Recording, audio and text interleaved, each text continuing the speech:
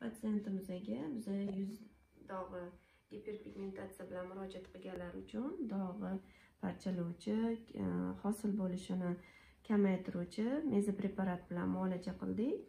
Bu bemorimizda umumiy hisobda olganda bir 8-muolaja desa ham bo'ladi.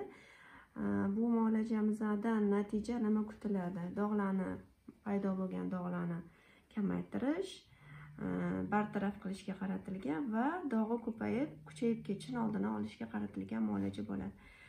Sizlarga bu muolajani kimda yuzida dog' bo'lsa, kelib bu muolajani olishingizni tavsiya qilaman.